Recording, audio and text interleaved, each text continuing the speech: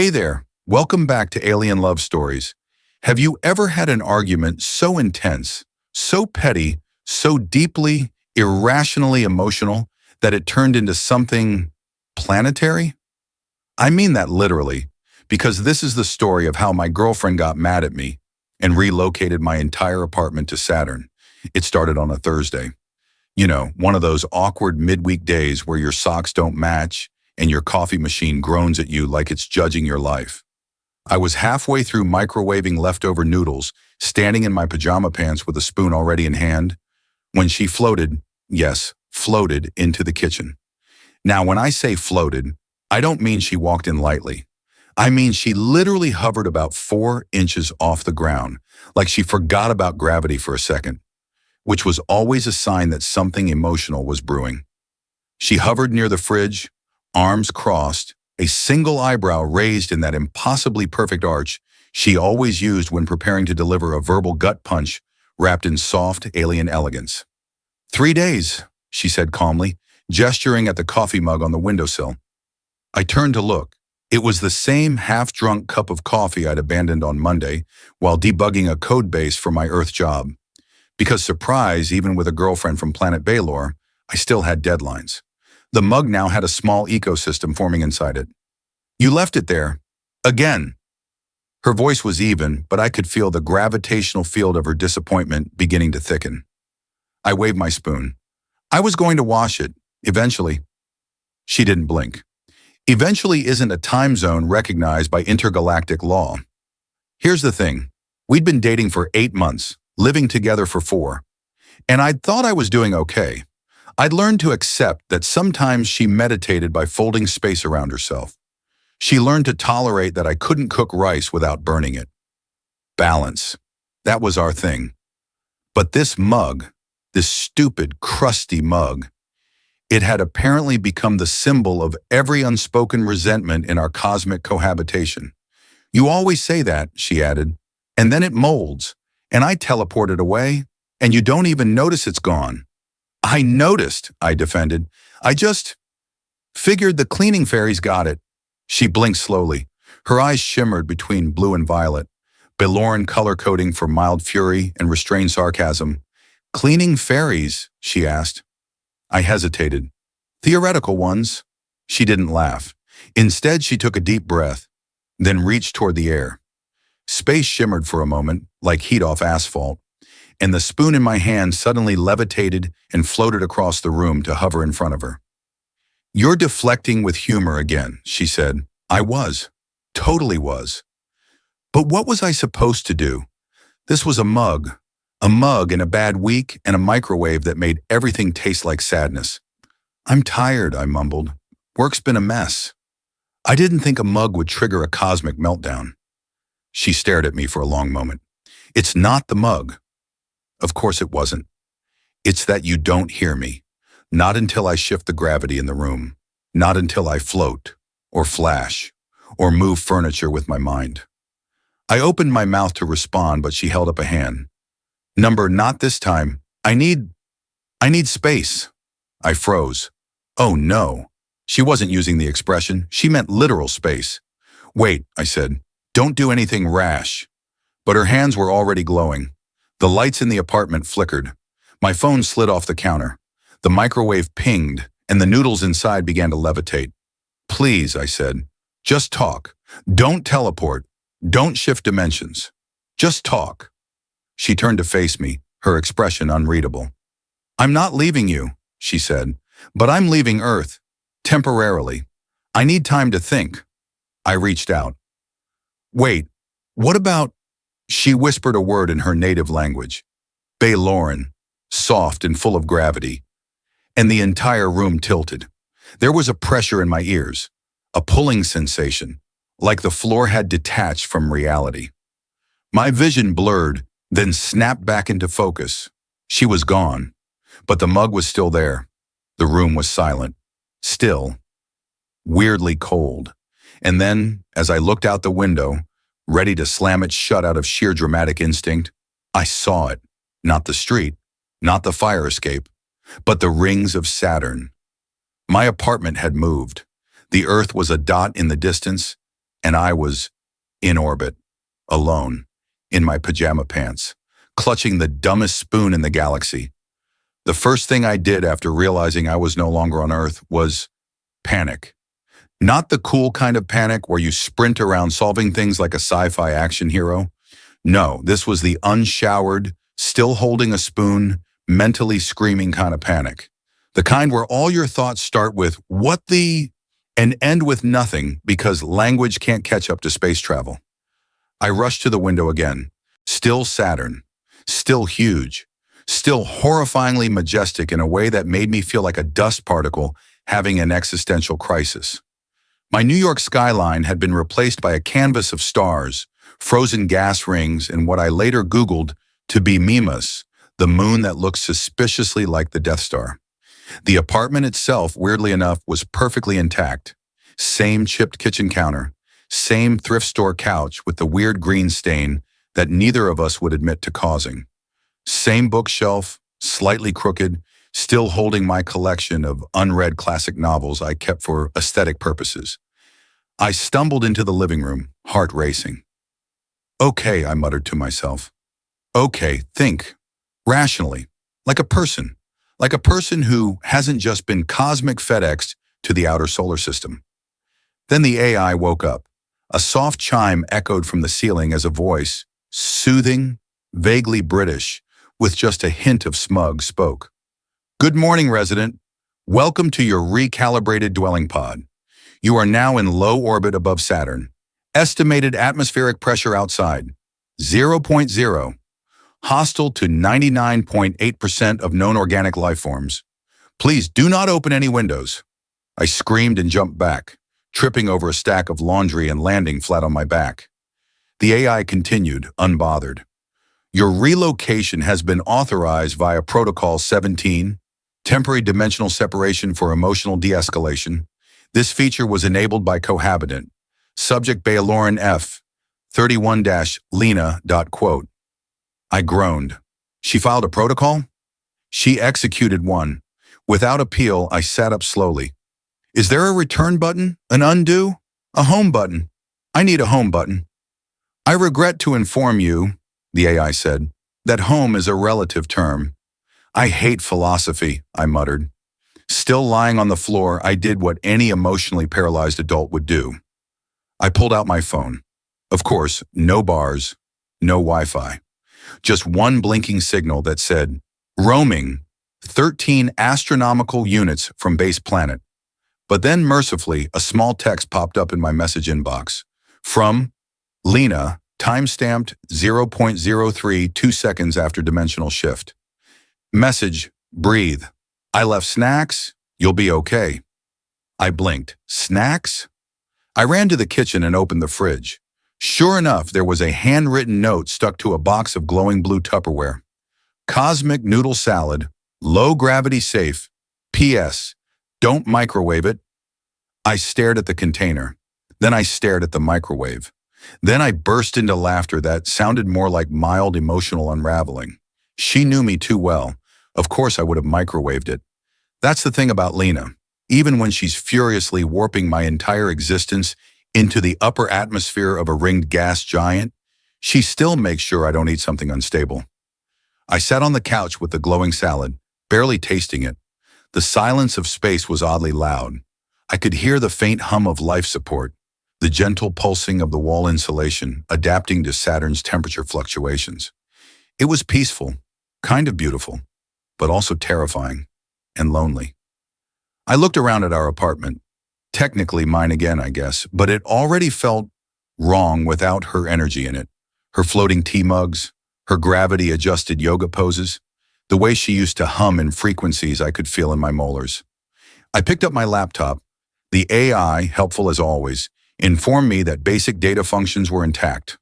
Offline writing, local file storage, voice notes, and a special function Lena had installed, emergency journal access, relationship recovery mode.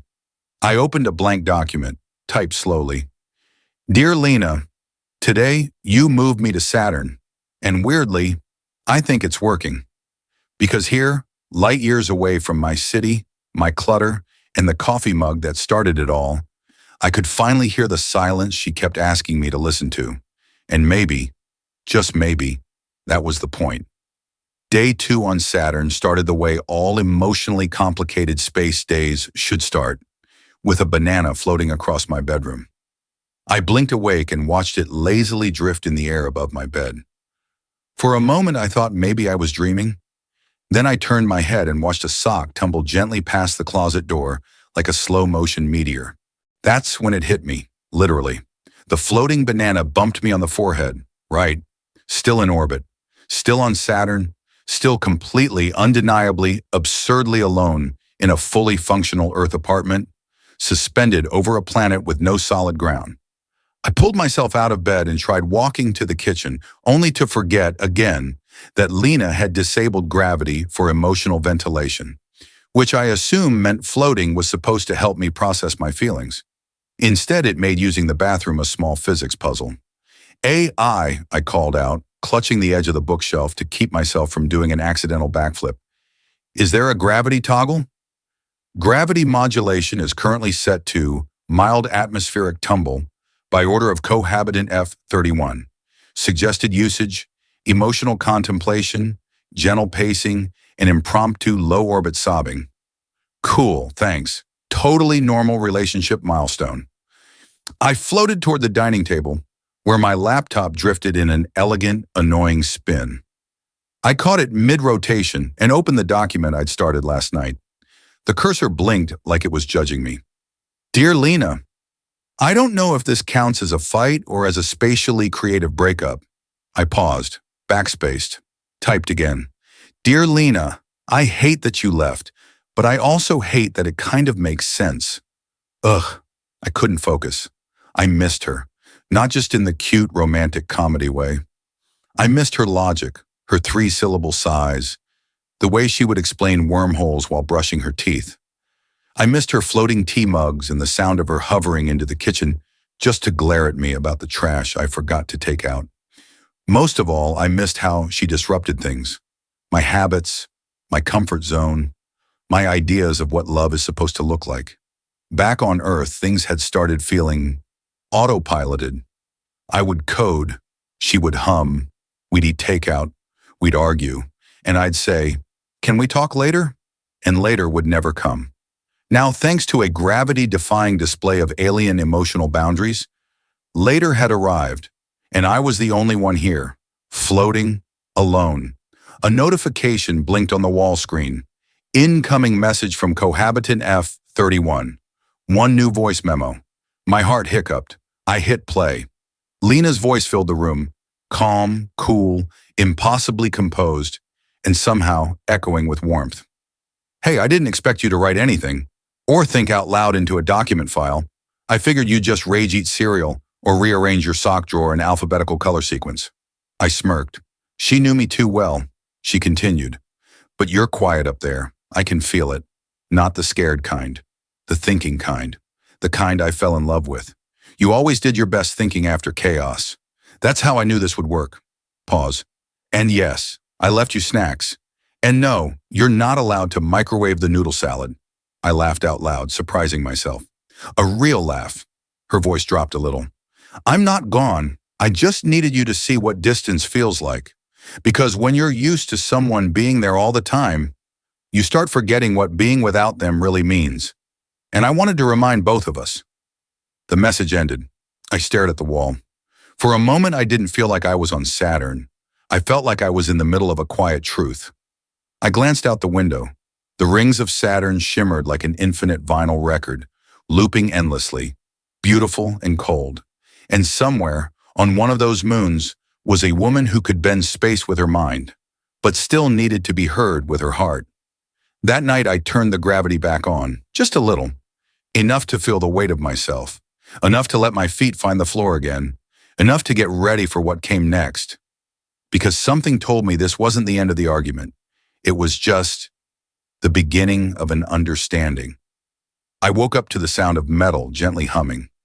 Not the normal space station hum I'd grown used to over the last 48 hours, but something different, something alive. The windows in the kitchen darkened slightly, adjusting for incoming radiant energy, and the AI whispered just one word, visitor. I froze. Then I heard it, a soft, low-frequency tremor, like gravity hiccuping, a ripple in the air, like a door being knocked on by space-time itself. And then, she was there. Lena didn't so much walk in as phase in. A soft shimmer of blue light split across the living room, stretching the very atoms of the apartment open like a curtain. And she stepped through. No shoes, just floating, as always. Her hair was streaked with ion glow, like she'd flown through a meteor shower and let it style her. She wore one of her "I'm still mad but open to dialogue" cloaks, deep violet, subtly shifting with light, with tiny stitched constellations across the shoulders. Her eyes were unreadable, her jaw set. I stared at her from the couch, mouth slightly open, one sock half on. "Hi," I said, because apparently that's what my brain decided was sufficient. She didn't smile. "You turned the gravity back on," she said, floating slowly downward until her feet lightly kissed the floor. "Yeah," I said. "I figured if I could face gravity again, I could probably face you." She exhaled, just barely. "That's cute." "Thank you, I practiced." We stood there in silence for a beat. She looked around the apartment. Everything was slightly askew from the zero-G float days. Books sideways, plants trying to reroute midair, a banana slowly decomposing in an orbiting bowl. "You look tired," she said. I nodded. "You relocated my entire life to a gas giant.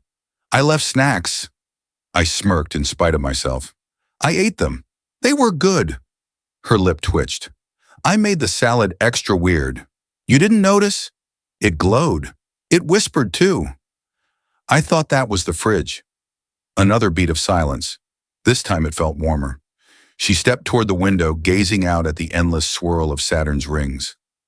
The way she stood there, bathed in yellow light from a planet no human was meant to casually orbit. I suddenly remembered the first time I saw her. We were at a boring tech convention. I was demoing cloud storage for temporal files. She interrupted my pitch by opening a micro-vortex to demonstrate a faster method. Everyone laughed. I was furious. Then she bought me a smoothie and explained that my face looked funnier when I was insulted. I fell in love right there. Not instantly, but irrevocably. "You know," she said, still looking out at Saturn, "I wasn't just mad about the mug. I figured." "I was mad," she continued, "because I've crossed galaxies for you. I've met your weird neighbor who thinks Wi-Fi is a government lie. I've taught your cat to tolerate atmospheric fluctuations. I've warped my perception of domesticity into a 2-bedroom Earth rental, and you couldn't wash a cup." I nodded. "It sounds stupid when you say it like that, but you're right." She turned around. "You don't have to become someone else. I didn't fall for someone who understands multiverse etiquette. I fell for someone who apologizes with playlists and asks if you can make pancakes at 2 a.m. "Which I can," I added, "if you recalibrate the stove again." "I already did," she said. "It sings now." I blinked. "Of course it does." We laughed. She stepped closer. "I don't want you to change," she said softly now, "but I do want to feel like you're changing with me, growing, even if it's just drying a cup once in a while without being asked." I looked down, then back up. "I can do that," I said. "I want to.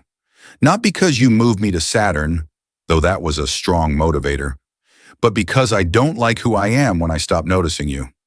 The room fell silent. Then she smiled, just a little.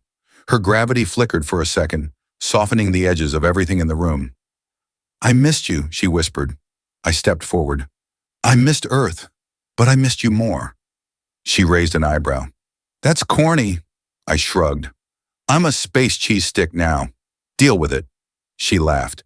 And in that moment, with the rings of Saturn spinning silently outside our window, and my heart learning how to float again, she reached out and touched my face with one hand.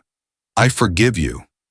And just like that, without needing fireworks or an apology playlist or a reverse time machine, the apartment felt like home again, even if it was still 746 million miles from Earth. You'd think that once a woman forgives you for being emotionally unavailable and planetary level lazy, the hard part would be over. You'd be wrong, because making up with Lena didn't just mean a hug, a couple of heartfelt confessions, and a slow return to gravity-normal brunches. It meant communication recalibration, emotional alignment rituals, and apparently interactive gravitational couple therapy. Trust exercises, I repeated, floating slightly above the kitchen table. Lena nodded from across the room, her expression equal parts serene and terrifying. With gravity modulation, it's more intimate than touch. It's how we express trust on Baylor. Okay, I said, gripping the table edge tighter. But just to confirm, you're going to control the gravity, and I have to feel my way into emotional honesty? Yes, she said calmly. Let yourself be pulled toward me. Don't resist. Let gravity become a metaphor. I sighed. Of course, metaphorical physics, the sexiest kind of therapy. We were standing in opposite corners of the apartment, which had now been cleared of sharp objects, fragile tech, and anything emotionally triggering, like the mug which had been sent to an alternate dimension for safety. She floated off the ground slightly and tapped a small orb in her palm. Instantly, my feet left the floor. I began drifting slowly, uncertainly toward her. It was gentle at first, like being nudged by a warm idea. I let my arms open. The apartment dimmed into a soft amber hue. The stars outside twisted gently, as if the whole solar system was watching us exhale. Say something honest, Lena said, voice low and steady.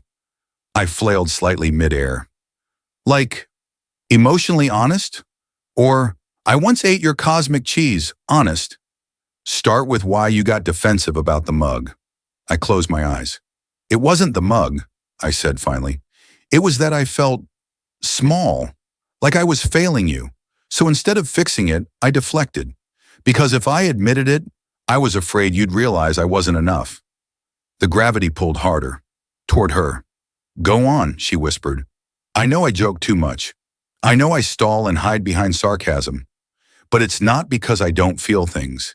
It's because I feel everything, and it scares the hell out of me.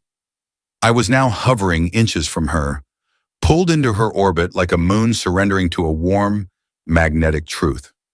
And I love you, I said softer, even when I'm overwhelmed, especially then. She placed one hand gently on my chest. Gravity dropped, not all at once, but just enough for me to feel the weight of those words and the grounding that came with them. My feet kissed the floor again. So did hers. She leaned in. We express affection through gravity. You just passed the first test. I blinked. There's more? She grinned. Oh yes, Bailoran couples go through 7 phases of gravitational bonding. I groaned. Please tell me one of them involves snacks. Her eyes sparkled. Phase 4 is called the ritual of synchronized pancakes. Now we're talking. We spent the next hour slowly adjusting the gravitational field of the apartment, from Earth normal to lunar light to dreamlike float and back again. We talked through everything, our triggers, our defaults, our annoying little habits, and the places where our cultures clash like stubborn atoms. She told me about the time she almost relocated her previous boyfriend's condo to a minor asteroid field when he ghosted her for a week. I told her I once emotionally imploded after a girl corrected my pronunciation of gyro on a second date. We laughed, we cried, we drifted, we fell, both literally and figuratively, into something deeper than compromise. We fell into trust. Eventually, we collapsed onto the couch, exhausted, heads touching, legs tangled like satellites caught in each other's gravity wells. You know, I whispered, staring at the ceiling, on Earth, we usually just apologize, make out, and order food.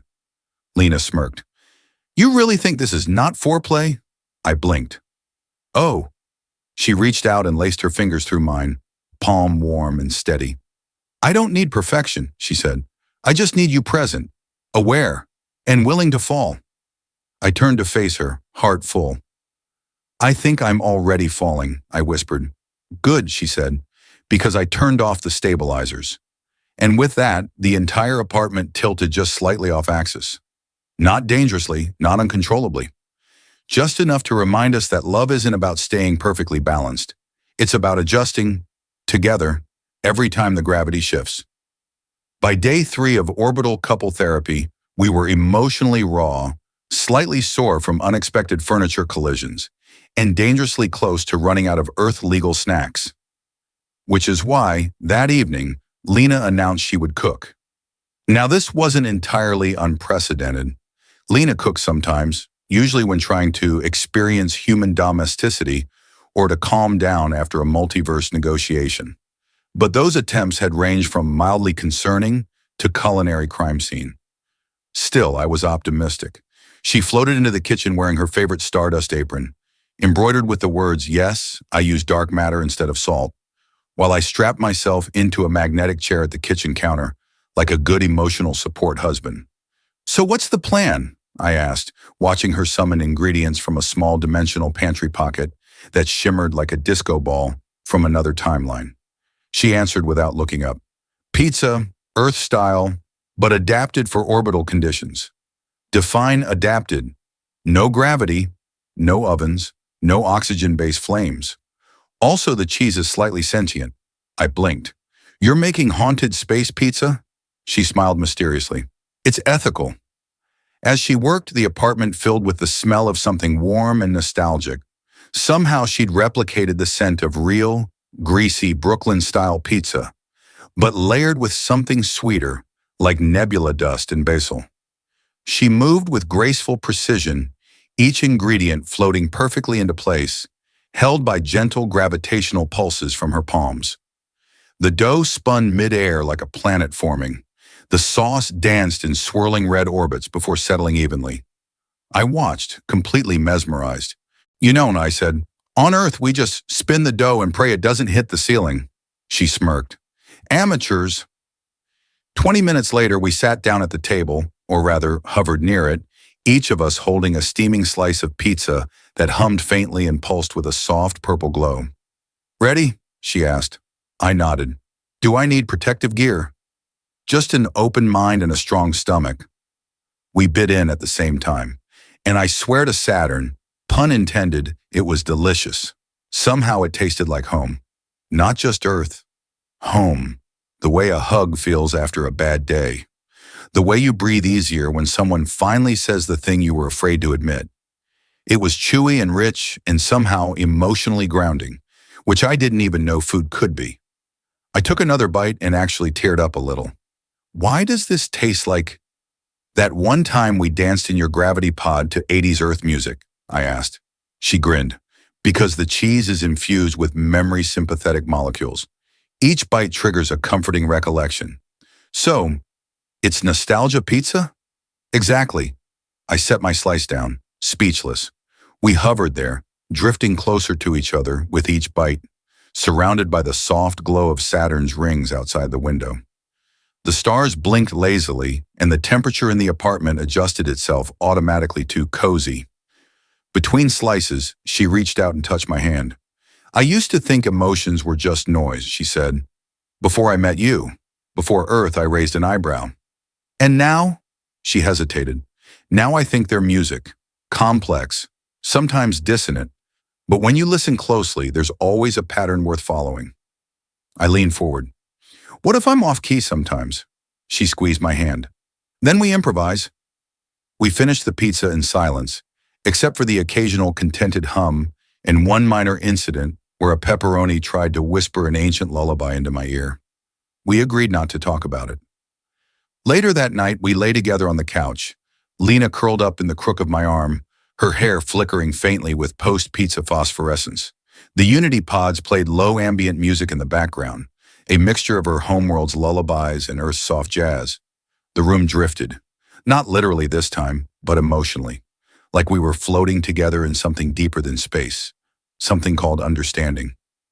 "Thank you," I said softly. "For what?" "For not giving up, for being patient, for haunted space pizza." She smiled against my chest. "Thank you for learning to float." And just like that, surrounded by stars, old arguments, and one too many crust crumbs, we realized that love doesn't have to make sense.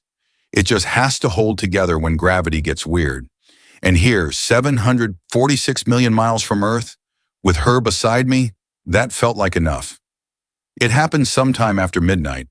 The pizza-induced euphoria had faded into that warm, drowsy silence where the lights dim on their own, and everything you've said feels like it's already been said.